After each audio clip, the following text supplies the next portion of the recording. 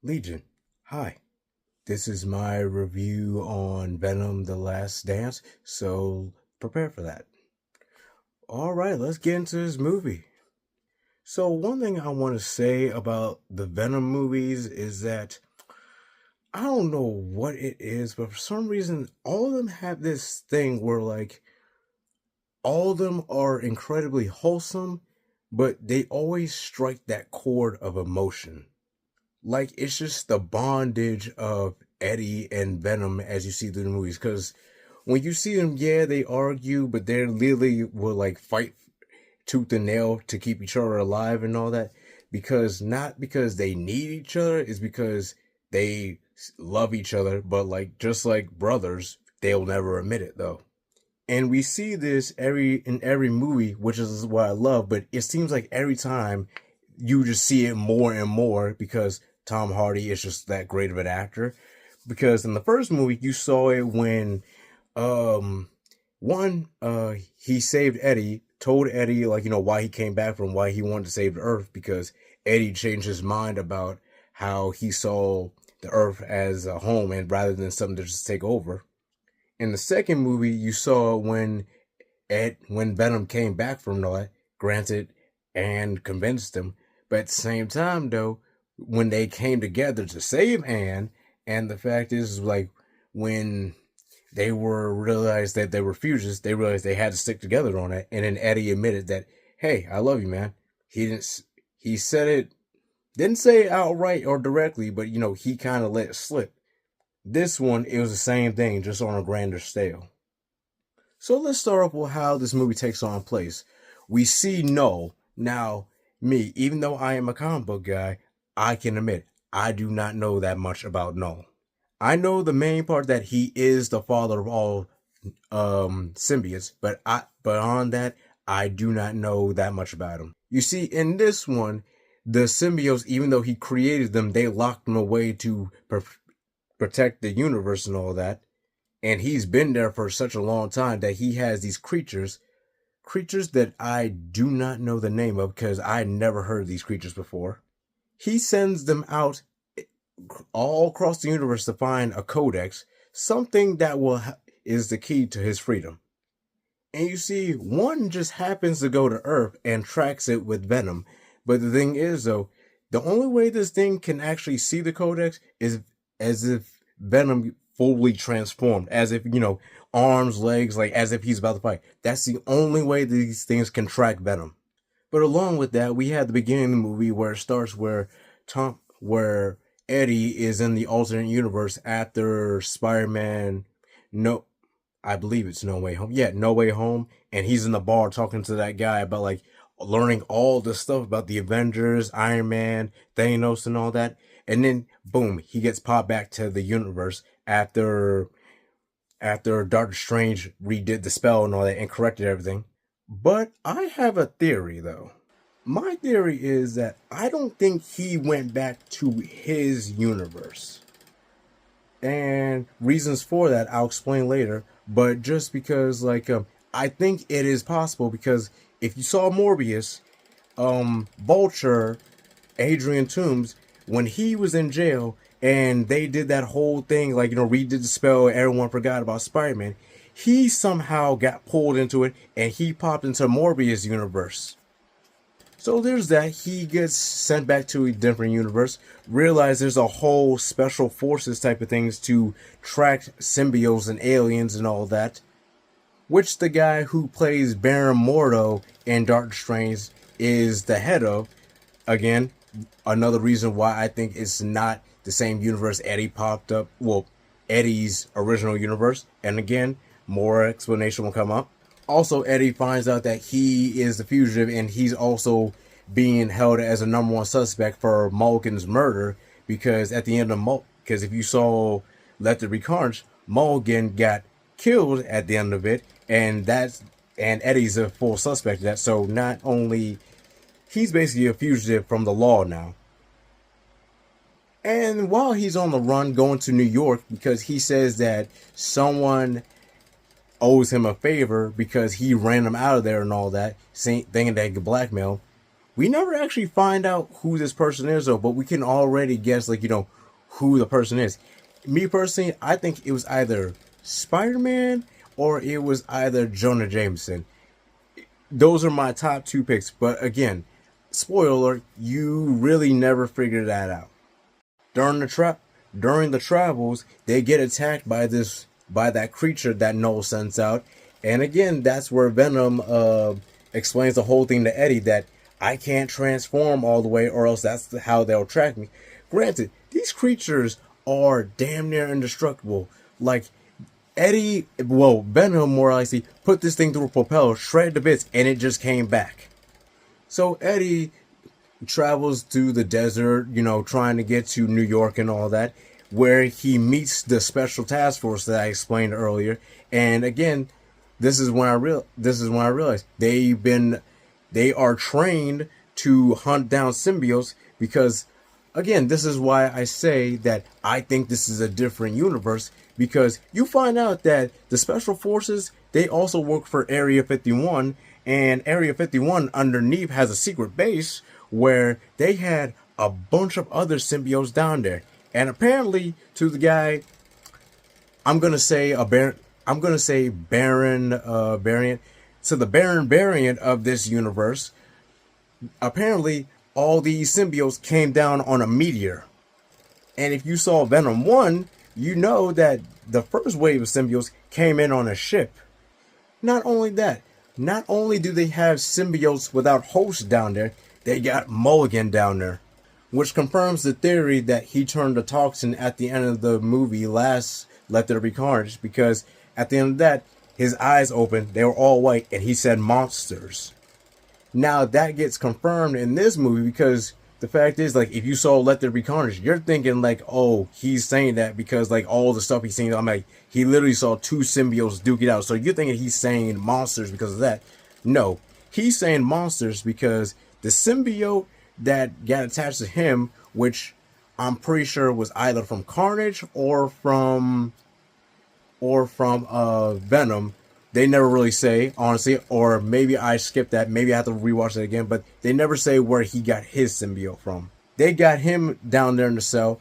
Toxin takes over, telling them all the lore about Null, the Codex. Turns out that the only way you can keep the Codex away from Null permanently is if you kill Venom or Eddie. You don't have to kill both of them, just one of them has to die.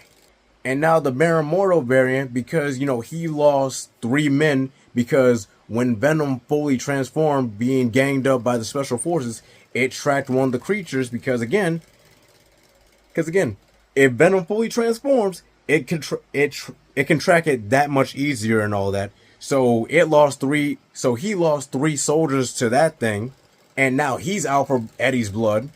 Eddie travels with the family to Las Vegas where he meets Mrs. Chan. Mrs. Chan and Eddie Venom have a last dance, hence on the name, which they get attacked by the creature because while they're dancing, Venom is fully transformed, but they slowly revert back to the Eddie form, and then that's what gets the military involved. And they are able to separate Eddie and Venom, take them back to Area 51. The family, being nosy, go see Area 51, sneaks in. Now, while separated, Venom gets attached to one of the scientists because they realize that, the scientist realizes that, hey, he's actually trying to save the world. The Baron Mordo variant shoots Eddie, but the scientist gives Venom back to Eddie. A whole fight breaks out, and Venom fully transforms, bringing the creature to Area 51, and Toxin literally breaks out of his cell to defend Eddie and all that, which honestly, this is one of the things where I just don't like with superhero movies. Like, when you bring in multiple characters, at least good characters, someone's going to get either shorted or wasted really quickly. That's not always the case, but in some cases this is. Toxin got taken out very easily by this thing. And maybe it's because I don't know the creature very well, but just that Toxin, this dude fought alongside Spider-Man, so I think he should have lasted more than 30 seconds of screen time in this movie. But hey, I'm not saying that's like a diss or anything, because I thought Toxin was cool. So the creature is tearing all through the Area 51, trying to get to Venom and all that, and the Codex. Venom tells the scientists to release all the other symbiotes, and this is where the good part comes in. The symbiotes, realizing danger, latch on to other people in the base and all that, and it's literally just I want to say at least 6 to 7 symbiotes fighting against this one creature, and they were doing their thing too. I also forgot to mention there is one scientist in this movie. She has a paralyzed left arm because she got hit by lightning during her childhood, which inadvertently killed her brother because they were holding hands. It paralyzed her left arm, but it accidentally killed her brother though. And her brother and her were wanting to be scientists, and she's basically living both of their dreams as of now. So the symbiotes are all fighting against this thing and all that. Sadly, they all start dying one by one. But when they get outside, they actually start putting the work on this thing. Like, they are slowing it down. They're doing tag team combos and all that. And while this is going along, the one scientist, I'm going to call it a scientist, the scientist with the paralyzed arm, she takes another sample of a symbiote that they had and puts it in her jacket. While her cohort, another scientist, she also takes a symbiote and she's fighting. And again, these people only had symbiotes for like a good 2 minutes, but they seem like they've been fighting with them for years and all that. So again, they're fighting this alien, and here goes the Baron Mordo thing, just going out for blood and all that, not realizing that there are such things as good aliens and bad aliens. He fires a rocket, kills one of his symbiotes and one of the people that were actually in Area 51. Basically, he killed a co-worker. And everybody's looking at him like, you really just committed friendly fire right now. They're trying to help us. Like, we're not like them. Like, yeah, we have symbiotes on it, but we're not trying to hurt anybody. We're all on the same side against this thing right here. So sadly, more and more of the symbiote people start dying and all that. And this is when it gets crazy. The creature, again, I don't know the name of it, it starts doing this signal, like this shriek and all that. Come to find out that I already knew what it meant, but I just wanted to Venom confirm it. She started calling to the people. This thing brings in at least a good 6 more of these creatures in. Now, one of these things was already a damn problem, but you have 6 of these creatures now. Now the cohort scientist, she's using her symbiote, but sadly that gets lashed off of her by the creature and it gets swallowed up.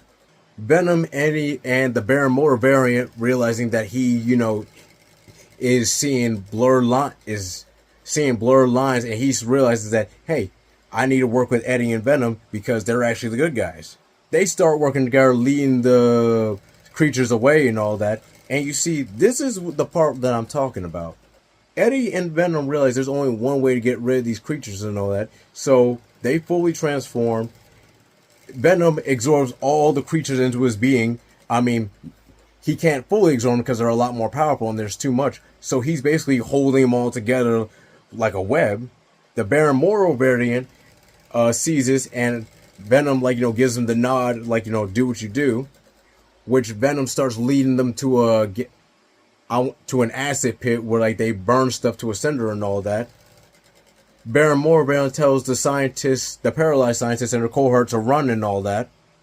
And then Venom ejects Eddie from his body. And again, this is where I say the sentimental stuff hits hard. They start speaking to each other because before this, they both were ready to go out together. But Venom, just like he did in the first movie, he chose to save Eddie over himself and all that. So ejected Eddie, shielded him from the acid. Baron Mordo sacrificed himself to blow the whole thing up and all that. While that's out the way, the paralyzed doctor takes the sample of symbiote out of her pocket, uses it on herself, which gives her a symbiote that had electric powers and all that, saves her cohort, and with this being said, it actually heals her paralyzed arm. So with all saying being done, the Venom, is able to hold all creatures underneath the acid pit. And like I said, the Barrymore variant blew the whole thing up, so there was literally nothing left that they can heal from and all that. The Codex is destroyed, and Null is still in prison. The Doctor and her cohort go back to their base, and she still has her symbiote within her. Eddie travels to New York and sees the Statue of Liberty because Venom always wanted to see the Statue of Liberty. And again, before Venom died, he literally said, there was a saying in this movie that goodbyes, or you see goodbyes as only just for a little while and all that. And before Venom melts, he says to him, it won't be forever and all that. So that kind of makes me want to believe that Venom could come back. But again, they really did not give us much, because you literally see that dude melt to nothing. Like, there's only one better piece of film left. That's like a small piece that they caught earlier in the movie, but I don't think that's enough to bring the Venom that we know back. So again, the movie ends with Eddie going to the Statue of Liberty saying, he'll never forget his best friend and all that, because again, Venom wanted to see the Statue of Liberty and all that, but he just never got the chance to, so Eddie saw it for the both of them. And at the end of this, the end credits, it shows Noel talking about like how the Chosen One has been defeated and how he's going to be coming back for the universe. So again, I'm glad that we really didn't get to see Noel in action for this movie. Reasons why? Because with the way they were going with this movie, the way they were pacing with it, I feel like that if Noel had been in this movie, like if they had a final fight like where he came to Earth, tried to fight Venom and all that, it probably would have been no more than 20 minutes. Which I'm glad, because again, you could save him from another movie, like, get his own movie where like he's throughout it, like, messing people up throughout the whole movie and all that. So again, I'm glad that they really didn't show him fight or get taken out in less than 20 minutes of screen time. It was good seeing more symbiotes in this, especially like, definitely variations of the symbiotes we see in the comics. Obviously, they're not the ones that we know, but like Toxin, I'm glad we saw one, but like they didn't really say like, if it came from Carnage or Eddie. But again, I think he got taken out way too soon. All in all, I give this movie a solid 9.5 out of 10. Maybe even a 10, but it is a strong 9.5. So yeah, tell me what you guys liked about it. Tell me if there's anything I missed, and just let me know. What did y'all think about this? Till next time.